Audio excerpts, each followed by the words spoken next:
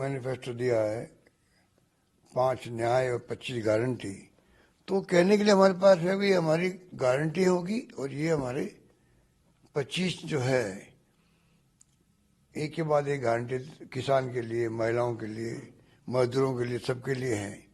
तो आप उसका विश्लेषण कर सकते हैं, आप उससे अच्छी बात कह सकते हैं पब्लिक को। क्या दुख है मैनिफेस्टो को मुस्लिम लीग से जोड़ने का। और मैं समझता हूं कि उनमें कोई दम नहीं है, इनके डेमोक्रेसी में यकीन नहीं है, विश्वास नहीं है, इसलिए विपक्ष को कुछ समझते नहीं है। क्वेश्चन मार्क क्यों पैदा हुए हैं कि कल गृह मंत्री जी को, अमित शाह जी को कल अलवर में सफाई देनी पड़ी इसके लिए कि हम कोई समाप्त नहीं करेंगे आरक्षण को। ये नौबती क्यों आ रही है? कई लोग अपोजिशनिस्ट होते हैं कि भाई पता नहीं क्या हुआ कांग्रेस का, इतनी बार 2 बार से ही लोग 25-0 हुआ यहाँ पर। वो हालात अब नहीं है, अब माहौल कांग्रेस के पक्ष में भी है। अब कितनी सीटें आएगी मैं एकदम नहीं कह सकता, पर चौंकाने वाले परिणाम आ सकते हैं, ऐसा माहौल बनता जा रहा है। और हर दिन कांग्रेस पक्ष में माहौल बनता जा रहा है, आप नोट कर लीजिए इस बात को। सर, राजस्थान के अलावा देश भर में हम लोग देख रहे हैं कि जहां भी सभाएं हो रही हैं बीजेपी की, कुछ मुख्य मुद्दे ऐसे हैं जो बार बार उनका जिक्र हो रहा है, चाहे वो धारा 370 हो, चाहे वो राम मंदिर हो, चाहे सर्जिकल स्ट्राइक हो। कांग्रेस की तरफ से लगातार इस बात को भी कहा जा रहा है कि हम लोग अग्निवीर वापस स्कीम ले लेंगे सरकार की। आपको लगता है कि जो बीजेपी मुद्दे लेकर जा रही है जगह जगह, और आप लोग जो मुद्दे लेके जा रहे हैं, लोग उनमें फर्क कर रहे हैं, या अभी भी बीजेपी को लोग सुनना चाहते हैं और आप लोगों को अभी भी वोट नहीं देना चाहते? देखिए, जो आपने भी गिनाए में मुद्दे 370 के भी है, ये तो फैसले हैं इनके। ये मुद्दे कहाँ हुए? आज देश में इश्यू क्या है? बेरोजगारी है, उस पर कोई बात नहीं करते। जो पार्टी सत्ता में होती है उसकी ड्यूटी पहले होती है कि जो बर्निंग प्रॉब्लम्स है पब्लिक की, उसके बारे में उनके विचार क्या है। बेरोजगारी है तो ये उसके लिए क्या प्लान इनका, उसकी कोई चर्चा ही नहीं कर रहे लोग। महंगाई बहुत भयंकर है, उसकी चर्चा कोई डिबेट में हो नहीं रही है।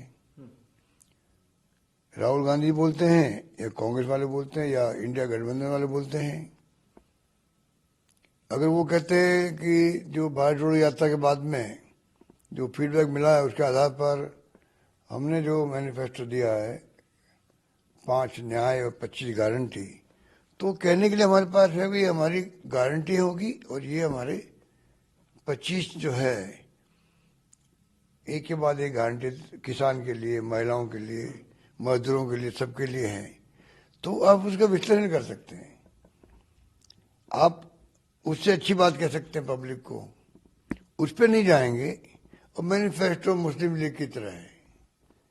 अब क्या तुक है मैनिफेस्टो को मुस्लिम लीग से जोड़ने का? ये एक बुखला टेक्निक है मोदी जी की कि आप कहां के कहां ले गए उसको, मुस्लिम लीग से ले गए, कोई जवाब नहीं है। हाँ, उसकी आप आलोचना करो, कमियां बताओ, वो आपका अधिकार है, पर ये अधिकार नहीं कि आप मुस्लिम लीग से जोड़ रहे हो। आजादी के पहले क्या हुआ, ये मैं समझता हूं उसको लोगों ने वेलकम नहीं किया, उनके स्टेटमेंट को।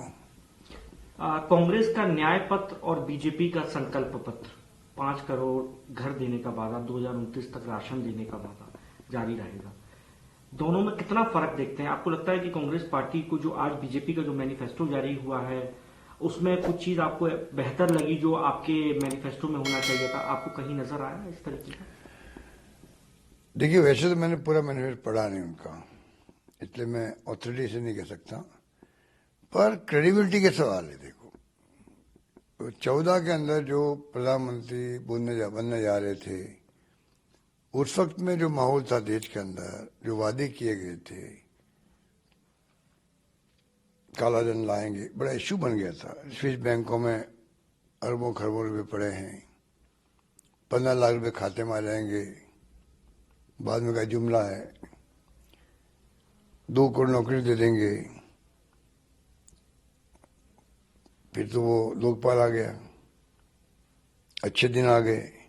तो मोदी जी ने उस वक्त जो बातें कही थी उनका जवाब आज तक नहीं दिया गया, उस पर चर्चा भी नहीं हो रही है। तो लोग तो उनका जवाब मांगते हैं आपसे, फिर बाद में आपकी बातों की बात आएगी आगे के लिए, आप क्या चाहते हैं। 2049 तक की बात कर रहे हैं आप, 49 या 47 तक की बात कर रहे हैं, तो ये तो अगले 25 साल की बात करने लग गए। तो अब मैं समझता हूं कि उनमें कोई दम नहीं है। राहुल गांधी की जो यात्रा निकली है, 2 भारत जोड़ो और भारत जोड़ो न्याय यात्रा, वो फिर फीडबैक आया, उसके आधार पर कांग्रेस ने प्रयास किया है, जन भावनाओं का आधार बना करके मैनिफेस्टो दिया गया है, उस पर चर्चा हो रही है, गारंटी कार्ड बंट रहे हमारे।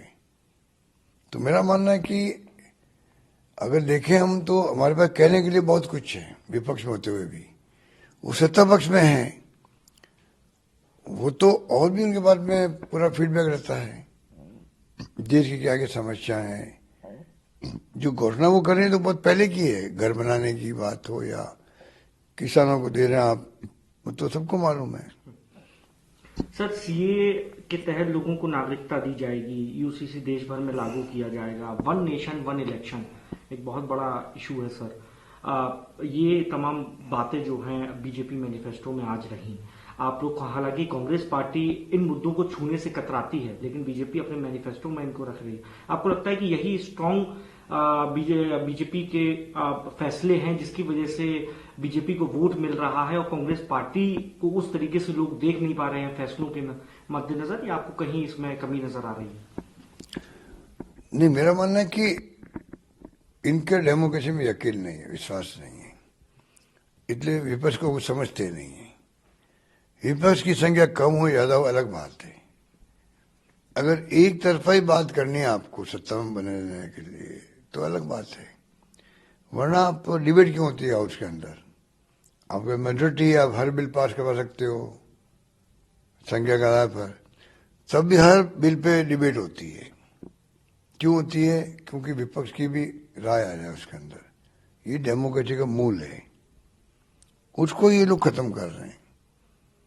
इसलिए चुनाव भारी बहुमत जीत जाए तो ये जो माहौल बन गया देश के अंदर कि आगे चुनाव होंगे कि नहीं होंगे, ये चिंता लगी लोगों को।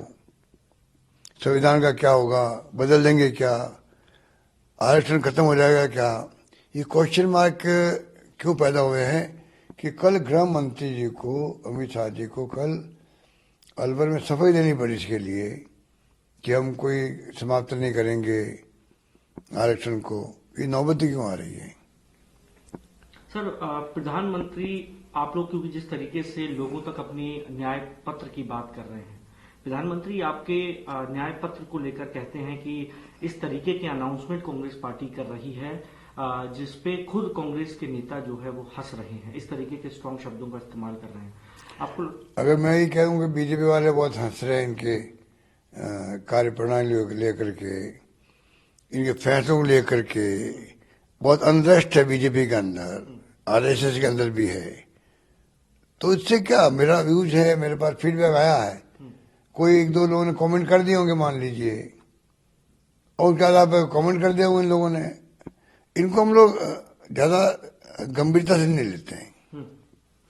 सर, क्योंकि 400 पार का नारा बीजेपी की तरफ से दिया गया है, क्या कांग्रेस पार्टी कोई आंकड़ा अभी तक अपने पास या किसी सर्वे में हासिल कर पाई है कि कांग्रेस या इंडिया अलायंस कितनी सीटों पर विजयी प्राप्त करेगा? कोई आकलन आप लोग कर रहे हैं?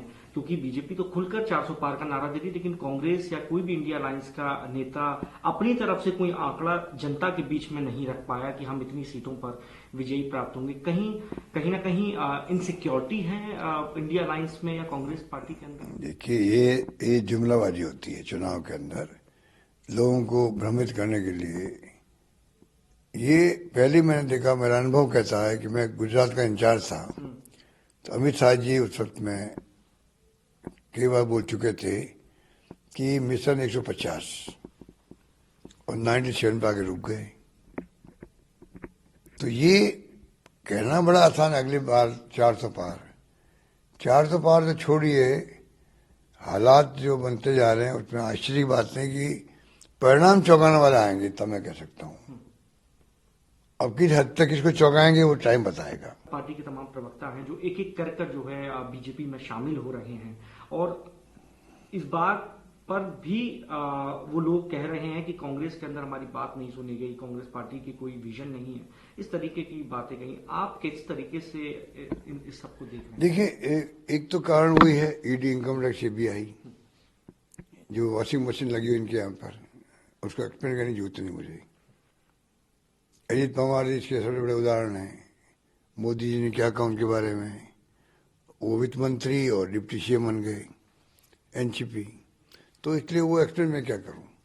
पर जो दबाव है ईडी, इनकम टैक्स, सीबीआई का, कई लोग तो डर के मारे जा रहे हैं।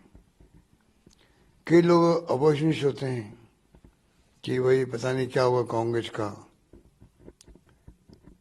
जिनकी विचारधारा में प्रतिबद्धता है वो कभी नहीं जाएगा, चाहे वो सत्ता में रहे या नहीं रहे।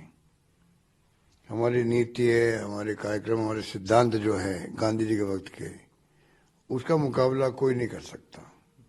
और आज भी राष्ट्रीय पार्टी कांग्रेस पार्टी, जिसकी 6 लाख गांवों में चौकियां होगी, इकाइयां होगी किसी किसी रूप के अंदर, और ये राष्ट्रीय पार्टी सत्ता में जरूर आ गई है परंतु कई जगह इनका वजूद भी नहीं है। पर हमारा मानना देश का डीएनए और कांग्रेस का डीएनए एक सा है। अल्टीमेटली देश को कांग्रेस की तरफ देखना पड़ेगा, आज नहीं तो कल, ये है।